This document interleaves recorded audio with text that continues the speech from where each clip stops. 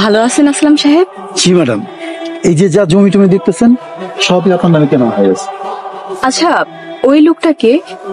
রাজু বিভিন্ন ক্ষেত খামারে কামলা দিয়ে খায়। আজকে আমি ওরে ক্ষেতের আগাছা পরিষ্কারের জন্য রাখছি। আচ্ছা, তাহলে ওনাকে একটু ডাকেন। এই রাজু, এদিকে আয়। জি কাকা। উনি হচ্ছে ম্যাডাম, এই পুরো জমিটাই ওনার নামে কেনা হয়েছে। সালাম আলাইকুম ম্যাডাম। ওয়ালাইকুম আসসালাম। আপনার কি কোনো সমস্যা? না তো ম্যাডাম, কোনো সমস্যা নাই।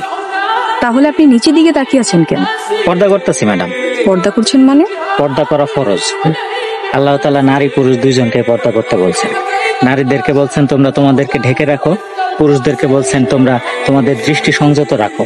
তাই নারীর জন্য যেমন পর্দা করা ফরজ, পুরুষের জন্য দৃষ্টি সংযত রাখা ফরজ। আপনি আমার জন্য বেগানা নারী, তাই আপনার দিকে তাকাইতেছি না, কিছু মনে করেন না ম্যাডাম। এই রাজু, তোর কি মাথা খারাপ হয়ে গেছে? উনি আমাকে ম্যাডাম, তুই কারে কি কস? উনি ঠিকই বলেছেন আসলাম সাহেব। আমরা নারীদের পর্দার বিষয়ে কথা বলি, কিন্তু পুরুষের পর্দার বিষয়ে এড়িয়ে যাই। অথচ দুটোই দরকার। রাজু সাহেব, আপনি এখন যেতে পারেন। আচ্ছা আসলাম সাহেব, উনি কি বিবাহিত? এই কথা কেন জিজ্ঞেসেন ম্যাডাম? ও তো বিয়ে করে না ম্যাডাম, করবো কেমনে? গরিব মানুষ। ওর বাপে যখন ছিল অবস্থা ভালোই ছিল, এখন তো পেট চালাইতে কষ্ট হয়, বউ চালাবো কেমনে? আপনাকে এখানে নিয়ে আসার কারণ কি জানেন? আমি রাজু সাহেবের বিষয়ে জানতে চাই। রাজুর ব্যাপারে জানে কি করবেন ম্যাডাম? আমি ওনাকে বিয়ে করতে চাই। আপনি এসব কি করতেছেন ম্যাডাম? আপনি এত বড় লোক, এত সহায় সম্পত্তির মালিক হয়ে সামান্য রাজুরে বিয়ে করতে চান? আসলাম সাহেব, মানুষ কখনো সামান্য হয় না।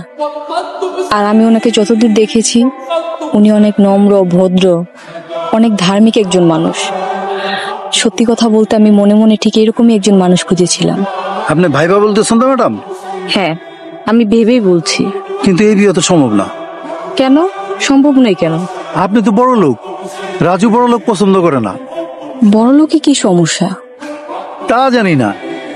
আচ্ছা ঠিক আছে, তার যদি বড় লোকে সমস্যা হয় তাহলে আমি গরিব হয়ে যাব। এইসব কি করতেছেন ম্যাডাম?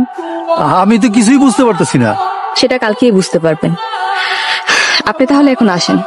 জি ম্যাডাম, আসসালামু আলাইকুম। ওয়ালাইকুম আসসালাম। আসসালামু আলাইকুম কাকা। ওয়ালাইকুম আসসালাম।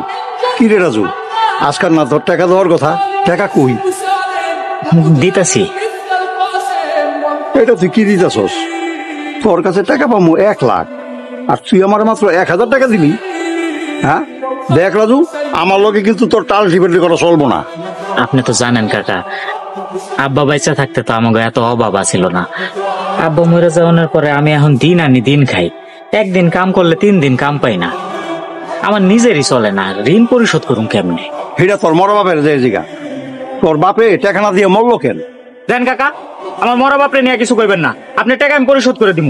ঠিক আছে, তাহলে 1 টাকা দিবে আমারে। এখন কেমনে দিব? এখন তো আমার কাছে কোনো টাকা নাই। টাকা যদি না দিতে পারোস তাহলে এই ভিটা বাড়ি ছেড়ে দে। কি কোন কাকা, 1 লাখ টাকার লোক ভিটা বাড়ি লিখে দিব? তোর আমি 1 মাসের সময় দিলাম, আগামী 1 মাসের মধ্যে যদি তুই আমারে টাকা দিতে না পারোস, পরে বাড়িঘর কিন্তু আমি নিয়ে নেবো। কথাটা তুই মনে রাখিস।